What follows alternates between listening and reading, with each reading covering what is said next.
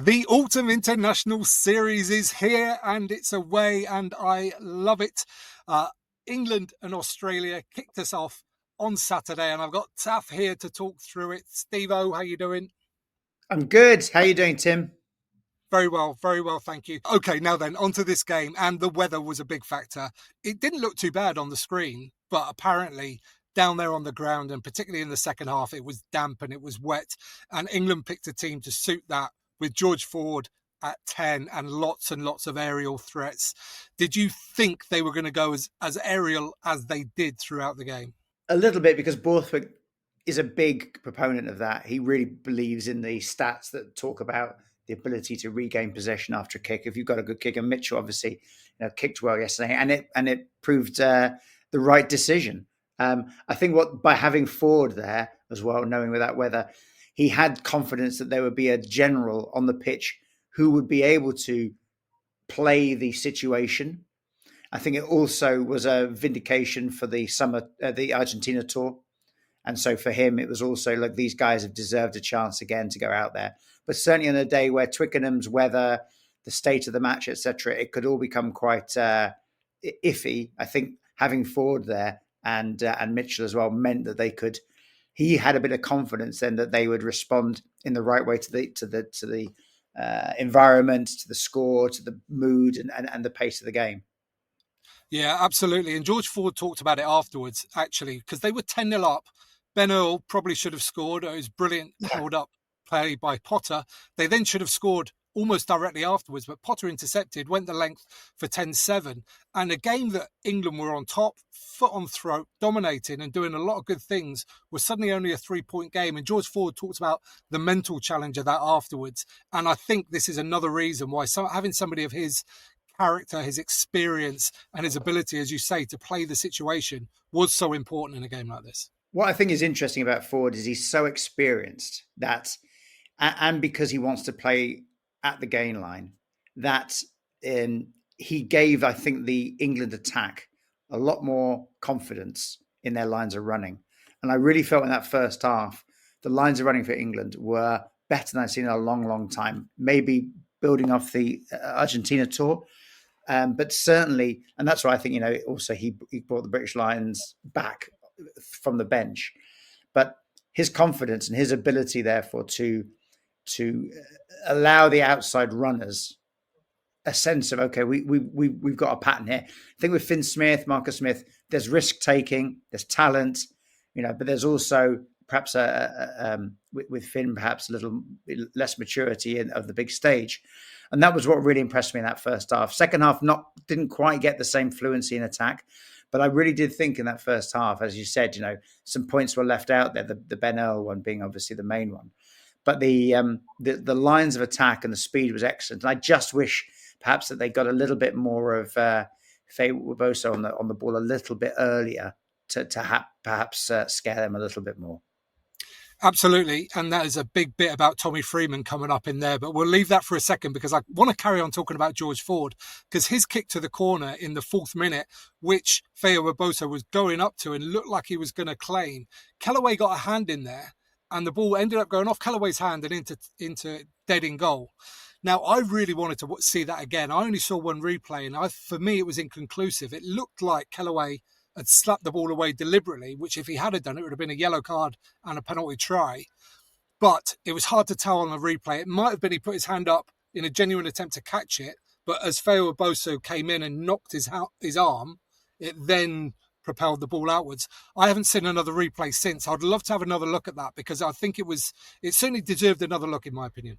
Yeah, I agree. I thought they went quite quickly across it and didn't come back to it because his body shape, he clearly couldn't catch it.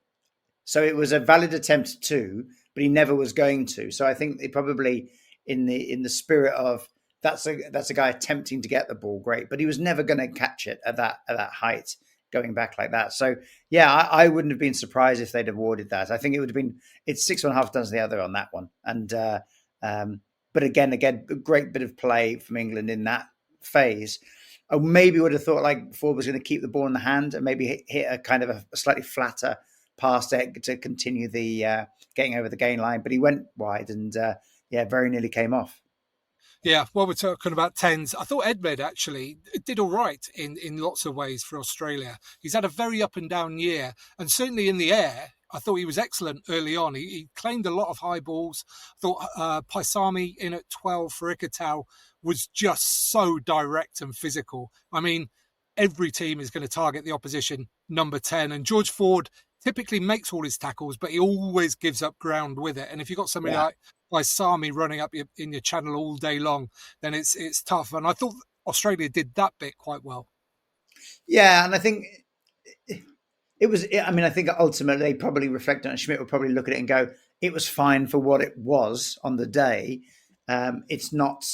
Ed Members, I thought he didn't really impose himself in an attacking sense, other than be a nice, link for the 12. And I think missing Ikitau was a major problem for them in terms of being able to create space for Sualik, because I think he was okay. Again, he is such an incredible athlete, and that was his debut last year, of course, when he did all those amazing things and Australia won. So I think you can probably reflect on his performance yesterday, probably not being at quite the same level of impact it was a year ago, and some of that's probably down to the inside backs around him perhaps not having the same impact themselves, and Nikitao and people like that being absent. Yeah, absolutely. And another thing about Australia, I thought they actually did quite well because they've had a bit of stick, I think, in the press and various things I've heard and read since. But I thought they were really physical. I thought they showed up physically. I thought they whacked England a few times. Tupou got Jamie George once. Suoli whacked somebody really hard as well, almost straight afterwards. There were a couple of really, really solid shots from the Australians. So there was a little bit of talk about they haven't shown up. But I thought that was a little bit disingenuous in some ways. No, and I agree. And I think also Schmidt has done a decent job of them, because they've through the Lions tour and through the Rugby Championship, etc. What's been impressive about them is when they've done the hard yards, and we talked about it with the Lions matches. When and again, Skelton's a big miss. When they've got people who can bully physically, then they're suddenly the full package, because that they're going to run. They've got incredible talent in terms of being able to see space, and they can play fast rugby.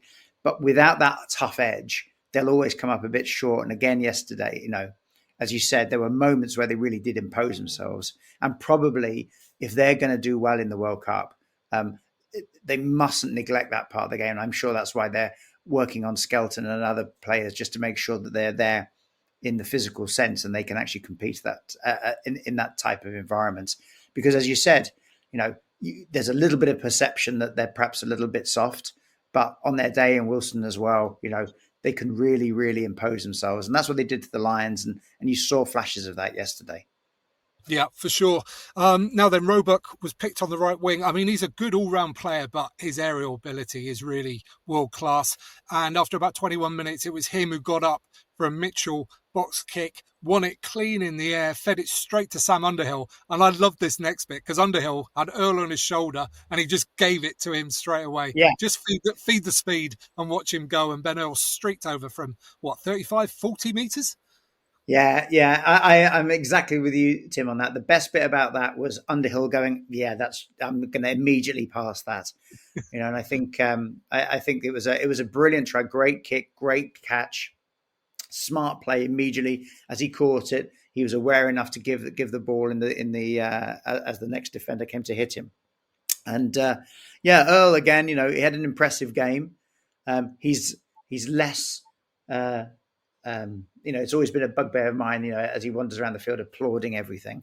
So yesterday it felt like he just got on with the job a bit. And again, he's such a dynamic player. Things happen around him, and that finish yesterday was outstanding, really, really outstanding. Yeah, and he had another chance about 10 minutes later. And it's a tricky one here because you think, he must have scored. He should have scored. But actually, I think on this instance, you just applaud the defending because Potter somehow slid his left knee under the ball just as Earl was about to put it down and then managed to roll him and drag him over as well. I think you've just got to say it was phenomenal defensive play. Yeah, I agree. I mean, I think it was maybe 8 times out of 10 he scores that. It's one of those where the body shape just sort of everything fell into place for Potter. But I think as an attacking set, England will be very pleased with that bit of play. They were able to take the ball into the wide channel, come back really quickly, and the line Earl picked there was just fantastic. So, although it's frustrating for England, I think ultimately that's the type of attacking lines and dynamic rucks and dynamic back row play that they're looking for, which is why this hybrid conversation is so interesting about players like Pollock and Earl, etc. Because you're essentially looking at something there which would 10 years ago be an inside centre or an outside centre taking that pass. So, yeah, the miracle of Harry Potter, as someone said, it was basically a 14-point swing thanks to him. He stopped the try and then a couple of minutes later pulls that one out of the air from Dingwall and runs the length. Yeah, and it's interesting. I think England just got that a little bit wrong. I think they didn't quite have the numbers that they thought they did. I think maybe Stewart could have been a little bit deeper on the outside just to make that pass easier because Potter was very narrow. They just didn't quite get it right. And Dingwall thought he could get the ball across the face, couldn't. And Potter, I mean, he didn't have anybody of great pace chasing after him, which was probably he was thankful for because he looked like he was gassed. Yeah. They had it from the overhead, and you could see that it was a 3-on-2, and all the decisions seemed right. But Potter had taken that step quite quickly into the gap, so his body shape was I can hit this guy or I can put an arm out for the ball, and so he defended it very well. Of course, if the ball gets floated over you or whatever, you look like an idiot. But for that type of pass or that type of decision that Dingwall made, I think it was an outstanding bit of defence. And yeah, it was, as I said, it's a 14-point swing. And I think going in at half time, England probably felt, they probably left 14 points out there. Although obviously Ed Med at half time with that dropout attempt that went straight to Baxter was outstanding. That's one of those great moments. The poor lad and everyone, and Baxter obviously talked to him about it afterwards. They were like, oh my God. It was a tremendous. I mean, I can imagine all the Aussie forwards just like kick this out, and then what are you doing, mate? Suddenly it's a set. They got away with that one, Australia. That really made me laugh. If Baxter had scored from that, it would have been so. I mean, they all laughed about it anyway, but it was one of those. Oh God, that could have turned out really, really badly. Can I ask you what's your feeling on how Baxter's developing? Yeah, he's very solid. I think he struggles a little bit sometimes with Quinn's being so up and down. So sometimes his club form's not as good as his international form. I think when he plays for England, he always plays well. He is rock solid in the scrum. I think he tackles fantastically well. I think he's got brilliant hands at the line. The one thing maybe it would be a slight work on would be his carrying, but because his hands are so good, like you have one or the other maybe, and that's great. So, because he does have some attacking ability, then that's fantastic. And he just seems to be, consistent, I think is what I'd say. I think he's turning into a really, really reliable prop forward. And when you compare him with, the others they've got up there, Stewart and Hayes and things like that, how do you see that front row at the moment? Do you think is that the World Cup front row group there? Is there anyone going to come in to disrupt it? Well, yeah. Well, there's the other two props that have been in around the squad. Bevan Rodd, who's injured at the moment, obviously, and Asher Opoka for sure.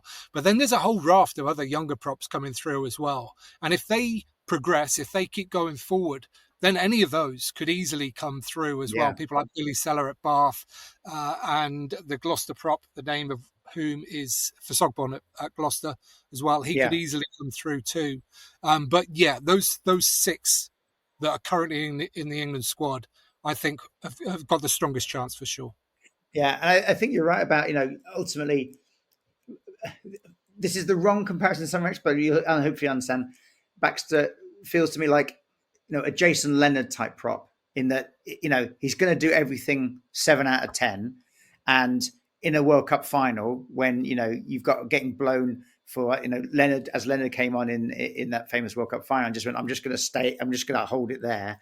I think Baxter's got that kind of, as you said, consistency and you can feel confident about it. But he may be, I think the dynamism of some of those other players you mentioned, they might put him under a slight bit of pressure, but Borthwick might feel, look, I need to be able to know I've got I can trust a player in the white hot heat of a World Cup. Referees are looking at the scrum and it's all getting a bit funny.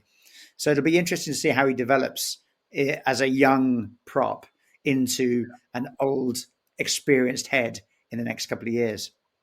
Interestingly, that's exactly what Joe Marler did, because Joe Marler was a young, dynamic buck at the start of his career, and he turned into the most consistent scrummaging loosehead, basically never ever gave a penalty away. So obviously Yeah. having Marler as his mentor there at Quins for a number of years, I could see that happening with Baxter as well. Okay, let's move on with the second half. And England started the second half by losing a line out. And I noticed in the first half, Jamie George had thrown almost every throw was like a metre short or half a metre too low. And England lost one at the start of the second half. And again, the throw was just too low. And that is not something you ever really say about Jamie George. He's normally hitting double top every time. So I think he'll be disappointed with his line out play on Saturday. Yeah. And then, I think in a way, George has got one of those situations now where, he's a great player, obviously, but there's a risk for him maybe that he's just getting a little bit old for that World Cup, for that. And I wonder whether someone will come through and then, and whether Cowan Dickey is that player. I think he's a decent hooker. But yeah, seeing George yesterday, you realise, God, he's a real veteran now, and his line out throwing, as you said, like his scrummaging, these are the things that kind of go to. Because you remember when he first came on the scene, he was very dynamic, similar sort of thing we talked about with Joe Marler. He doesn't really impose himself in the loose in those ways. So if he's there to be able to make sure his first phase, his line out and his scrum is rock solid, then yeah, of course, as you said, you don't want to see that throwing just come off the double top too often. No, absolutely not. And it gave Australia a little bit of a foothold in the game, really, at the start of the second half, because England had another scrappy line out shortly afterwards. And then just after that, it was Alan Alatoa put Valentini through a hole. And suddenly England was scrambling a little bit. Paisami got the ball on the outside and he was up against George Ford. He turned Ford inside out, but thankfully Roebuck was steaming across. And Roebuck's a very good defender, a very good tackler.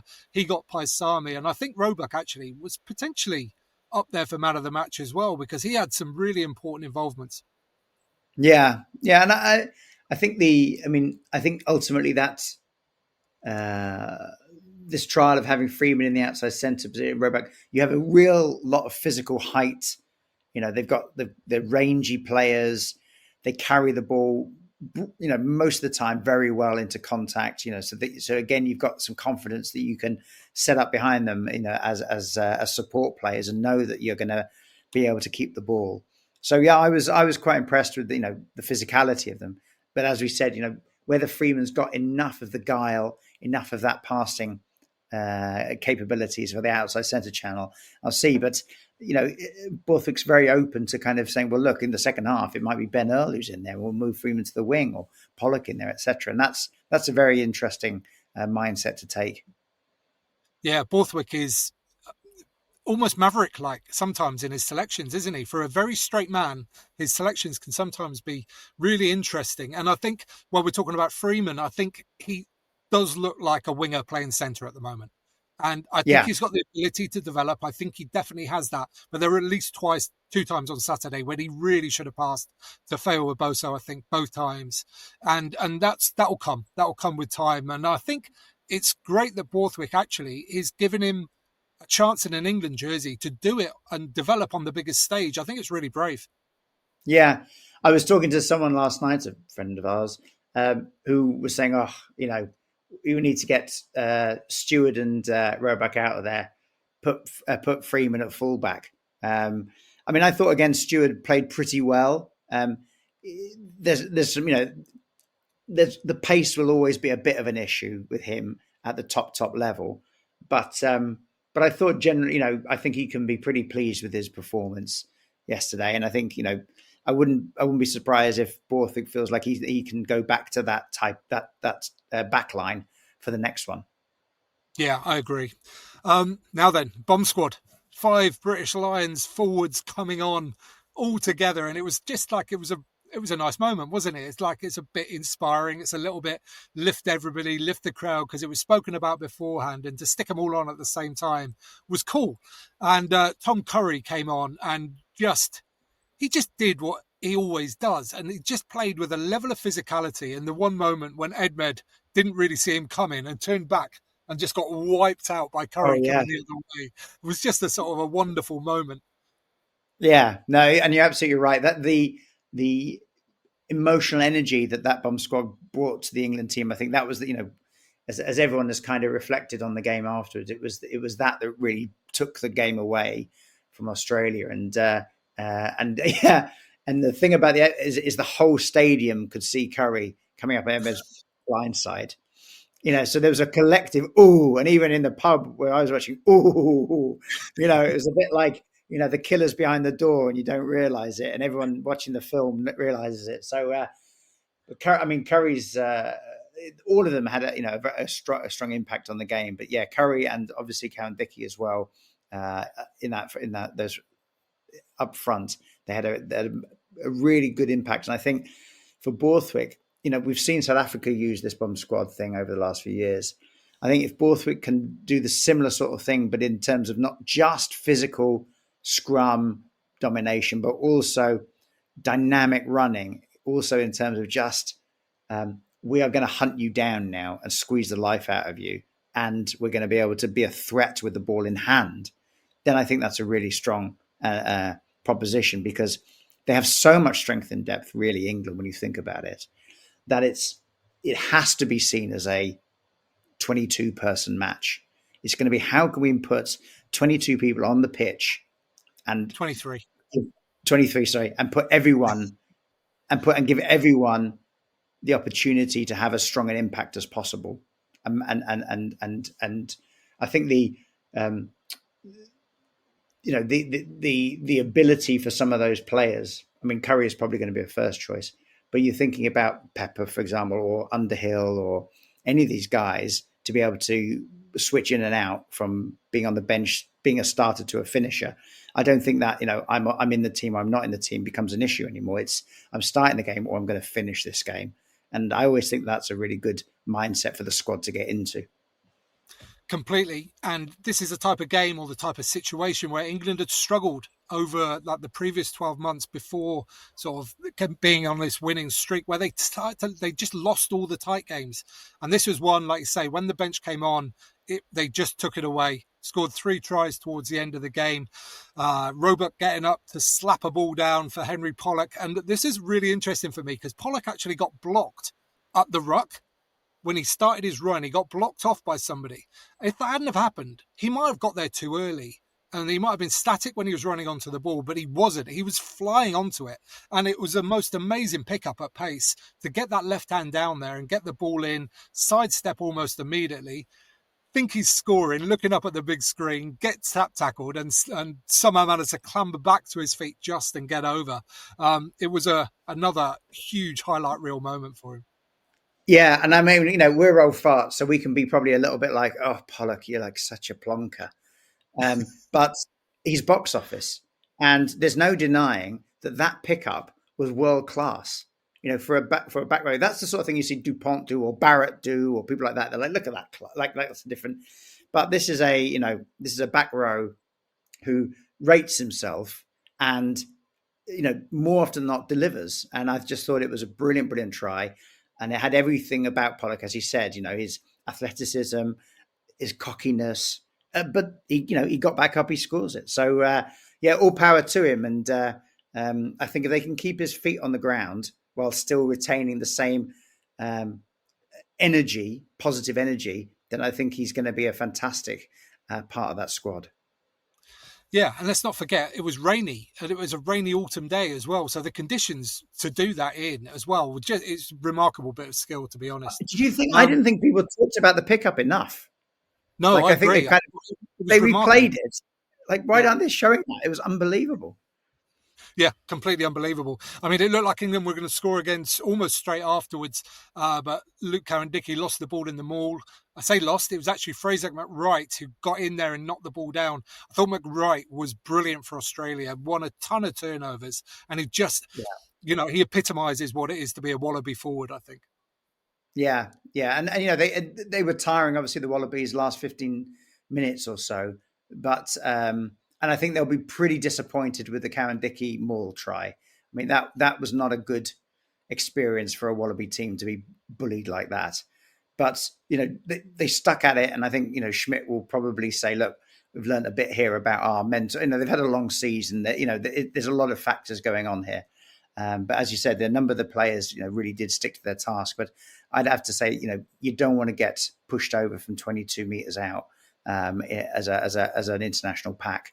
And I think that's one thing that Wilson, as a captain, and Schmidt will have to have a word with them and say that that's not acceptable at international level if you want to be a top tier team. Yeah, I mean, it was more than 22. I think it was almost close to 30 metres. It was well outside the 22 when that Maul started. And England's other try was Alex Mitchell when he got the ball whacked out of his hand by Salakai Lotto, but he reacted quickly, picked up, stepped and got the ball over the line. Must be said as well, England missed the final 3 conversions. So a final score of 25-7. If they'd knocked a few of those over, it could have been 31-7. And we talked about the missed opportunities in the first half as well. I think overall, England should be really sort of happy with this for the first game in a series when they're bringing back Lions players, they're bringing back players that played in Argentina all together. It was far from perfect, but I think they'll be really happy. Yeah, no, I agree. And actually, Fort's kicking those conversions at the end. There was a little bit of a disappointment. He missed a couple by quite a way. But I think you're right. I think Borthwick will feel vindicated in terms of the game plan from the Argentina tour. And I think he will, for a squad that is kind of trying to find its attacking narrative a bit. I think it's a big step forward, and it's going to play. It's going to be very build a lot of confidence for the next few games. Absolutely. Okay, we will bring this one to an end. I think England will be pretty happy. I think Australia overall will be really disappointed with how they failed to play. I thought physically, like I said, they did turn up, certainly for large periods, but they just didn't get anything going really in this game. No, and I think, as we said earlier, I think, Edmed at 10, he was fine, but without him and Ikitau, without Ikitau as well, they probably lacked a little bit of attacking. Their mindset around attacking play was probably a little bit limited, and so all in all, England, job well done, and look forward to the next ones now. Absolutely. Okay, people at home, let us know what you think. Do you agree with what we said? Do you want to challenge anything? We'd love to hear it. We'll have a really positive conversation down in the comments. Give this video a big thumbs up while you're down there. It helps other great rugby fans just like you find it. And you can subscribe there. You can watch that one next. And don't forget to get out and play.